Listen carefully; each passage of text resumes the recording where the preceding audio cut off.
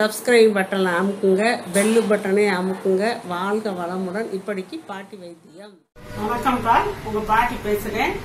இப்போ வெங்காயத்துல பக்கோடா மாதிரி செஞ்சு காட்ட போறப்பா. பாருங்க, கடலை மாவு ஒரு 150 கிராம் எடுத்து வச்சிருக்கேன்ப்பா. கருவேப்பிலை பொரிக்கிறதுக்கு உப்பு வச்சிருக்கேன். வெங்காயம் ஒரு 1/4 கிலோ வெங்காயம், பெரிய வெங்காயத்தை இப்படி நைஸா சீவி வச்சிருக்கேன்.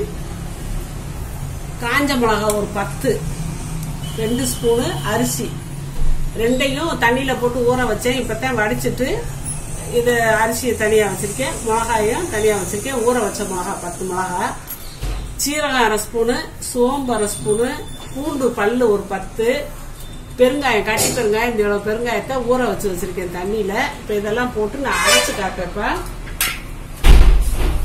இப்ப 2 ஸ்பூன் அரிசி ஊற வச்சத மிக்சியில போட்டுக்கிட்டேன். இந்த பெருங்காயம், ஊற வச்ச பெருங்காயத்தை ஒரு 1/2 மணி நேரத்துக்கு முதல் ஊற வச்சப்ப. அப்படி இல்லைன்னா நீங்க தூள் காயம் கூட போட்டுக்கலாம். இது கொஞ்சம் வாசமா இருக்குமே, இந்த பெருங்காயத்தை போட்டேன் நானு. தூள் பெருங்காயம் இதை விட கொஞ்சம் வாசம் கம்மியா தான் இருக்கும். இந்த மிளகா வத்தல், காஞ்ச மிளகா 10 மிளகாயும் போட்டுருவேன். இந்த சீரகம், சோம்பு 1/2 ஸ்பூனு, பூண்டு 10, பூண்டு பல்லு போட்டாச்சு.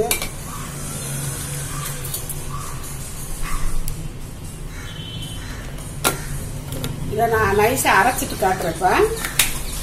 ட்ரையா அரைச்சிருக்கப்ப. இது இன்னும் கொஞ்சம் தண்ணியை ஊற்றி நம்ம வலுவலுன்னு அரைச்சிக்கலாம். தண்ணி ஊற்றினாதான் வலுவலுன்னு அரைப்படும். இப்ப வலுவலுன்னு நான் அரைச்சு காட்டுறேன். இப்ப வலுவலுன்னு அரைச்சாச்சுப்பா.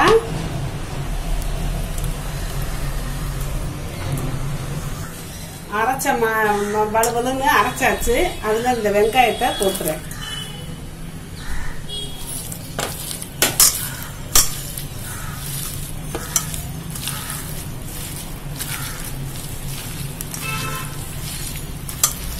இந்த கடலை மாவு போடுறப்ப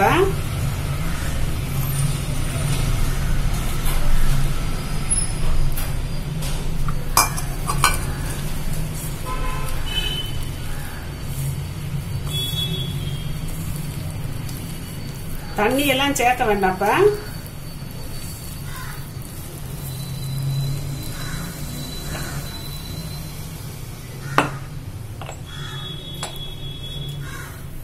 இதுல தேவையான அளவு உப்பு போட்டுக்கலாம்.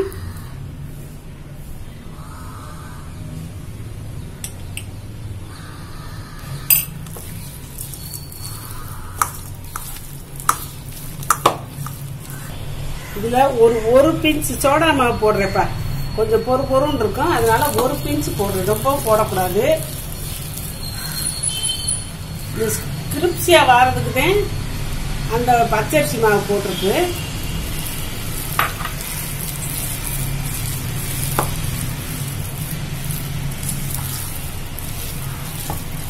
இப்ப கடல் எண்ணெய் ஊத்தி காய வச்சிருக்கேப்பா. இது இந்த முறுமுறுன்னு வாரத்துக்கு ஒரு இதே இந்த எண்ணெய் ஊத்துறதாப்பா. கொஞ்சம் லேசா சூடானதை நான் ஊத்துறேன். நல்லா ஊத்தலாம். இது மொத்தம் இதுல ஒரு குழிக்கரண்டி வரும், அவ்வளவு எண்ணெய் ஊத்திருக்கேன். எண்ணெய் காயட்டும். எண்ணெய் ஊத்தியாச்சு.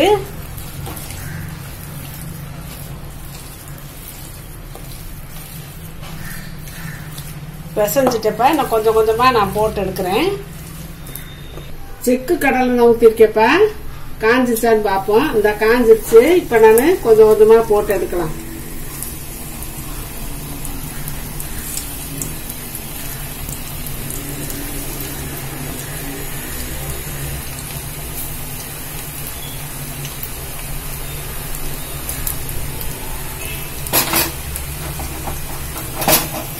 கொஞ்சம் செவந்துருச்சுப்பா, பரட்டி போட்டுக்கலாம்.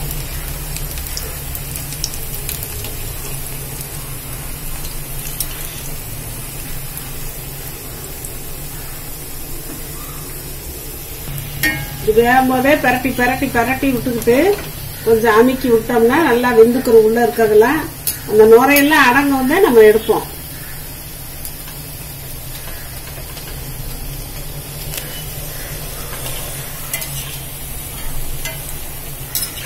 நல்லா செவந்து வந்துருச்சுப்பா. அடுப்பை சிம்மில் வச்சுட்டு இன்னும் கொஞ்சம் நுரைக்கிற மாதிரி இருக்குது. பார்த்து எடுப்போம். இதோ செவந்துருச்சுப்பா. எண்ணெய் கொஞ்சம் நல்லா வடிக்கிட்டு இருந்தே நான் இப்போ இதில் போடுறேன்.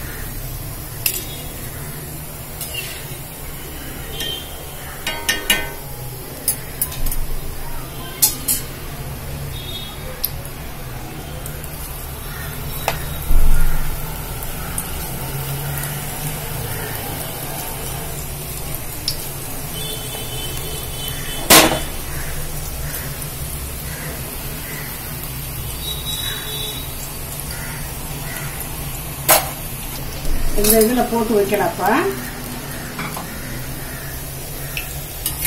இப்போ ரெண்டாவது போட்டதை எடுத்தாச்சுப்பா. இது கொஞ்சம் சின்ன சின்னதா போட்டிருக்கேன். இப்படி சின்ன சின்னதா போட்டாலும் பரவாயில்ல. நம்ம கொஞ்சமா எண்ணெய் ஊத்துறோம். இப்படி இருந்தா நல்லா கிறிஸ்பியா வேற இருக்கும். சின்னதாவே நம்ம போடுவோம்.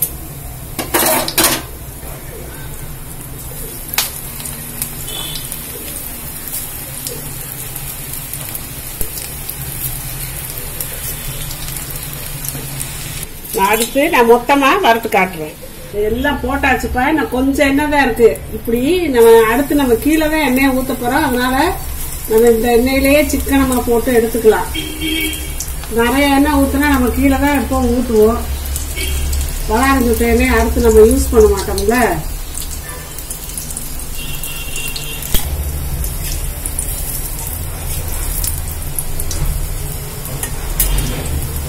அளவாதான் இப்ப எண்ணெய் ஊற்றணும்.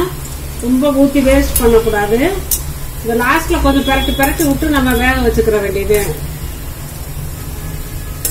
எதுக்கு எண்ணெயை வேஸ்ட் ஆக்கணும்?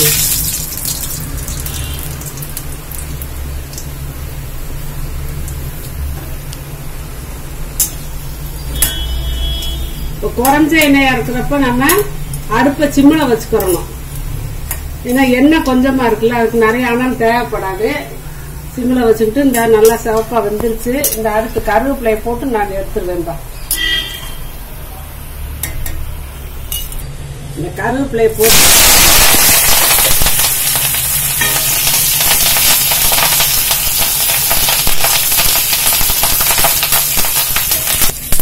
கருவேப்பிலை பொரிஞ்சிருச்சுப்பா. அடுப்பு ஆஃப் பண்ணிடுறேன்.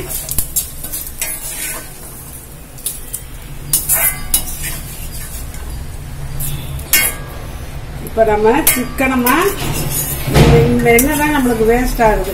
அவ்வளவு கொஞ்சம் கொஞ்சமா இருக்கிறப்ப நம்ம இது பண்ணிட்டோம். ரொம்ப எண்ணெயை வச்சா நம்ம அப்புறம் நம்ம யூஸ் பண்ணவே கூடாது. அதான் நான் சொல்றது. எப்பவுமே மிச்ச எண்ணெயை நம்ம திருப்பி யூஸ் பண்ணா ஹார்ட் பிரச்சனை வரும். அதனால அந்த மாதிரி இல்லாம இந்த மாதிரி கொஞ்சம் எண்ணெயை நம்ம கீழே ஊற்றினா நம்மளுக்கு மனசு கஷ்டமா இருக்காது. தூக்கி ஊற்றிக்கலாம். ஊற்றாச்சு. இதுல போட்டுக்கலாம்.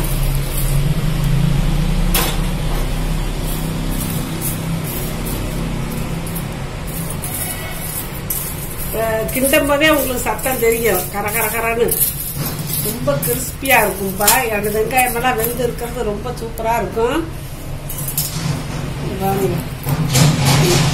முடிக்கும் போதே கிறிஸ்பியா தெரியுது பாத்தீங்களாப்பா. அப்படியே கடிச்சு சாப்பிட்டா நோக்குங்க.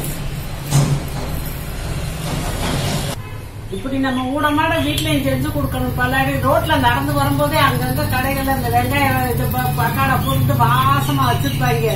குழந்தைய போய் அதை வாங்கி சாப்பிடுவாங்க. பெரியவங்களுக்கே அது ஆசை வந்து வாங்கி சாப்பிடுவாங்க. அப்போ அவங்க என்னைக்கு கடை வச்சாங்களோ அன்னைக்கு ஊத்துன எண்ணெய் மிச்ச எண்ணெயா வச்சு அவங்க போட்டுக்கிட்டே ரொம்ப ஹார்ட்டுக்கு உடம்புக்கே ரொம்ப பிரச்சனை வரும். இதுலதான் கெட்ட கொலஸ்ட்ரால் வருது. இப்போ வந்து நம்ம அளவா எண்ணெய் ஊற்றி பொரிச்சு நம்ம மிச்சத்தை கீழே ஊத்திடுறோம். இதை குழந்தைகளுக்கு ஒரு நாளைக்கு கொடுத்தா அவங்களுக்கு அந்த ஆசை தீர்ந்து போயிடும். அப்புறம் என்னைக்காவது ஒரு நாளைக்கு வடை இந்த மாதிரி ஊட நம்மளும் செஞ்சு கொடுக்கணும். எண்ணெய் ஒன்றும் கெடுதல் கிடையாது. நம்ம நல்ல செக்கெண்ணெய் சுத்தமான எண்ணெய் வாங்கினா நம்மளுக்கு கொழுப்பு உடம்புக்கு தேவை. அதை நான் யூடியூப்ல பேசியிருக்கேன். அதனால இதை நல்லா நம்ம மென்னு துவைச்சு இம்மிளீரோட மென்னு முழுங்கும் போது நமக்கு ஒண்ணுமே பண்ணாது. நல்லா ஸ்ட்ரென்த்து தான் கிடைக்கும். அதனால ஊடமாட இதே இல்லாம என்னைக்கா ஒரு வாரத்துக்கு 10 நாளைக்கு ஒரு மாசத்துக்கு ஒருக்க ஊடமாட செஞ்சு கொடுங்க. அதை பற்றி பரவாயில்ல. 150 கடலை மாவும் சூப்பராக வச்சாச்சு. நல்லா திருப்தியாக சாப்பிடலாம். மிச்சம் இருந்தால் நாளைக்கு கூட சாப்பிட்டுக்கலாம். வெங்காயம்லாம் நல்லா பொருள் இருக்கு. இப்போ நான் வாயில போட்டு காட்டுறேன் பாருங்க.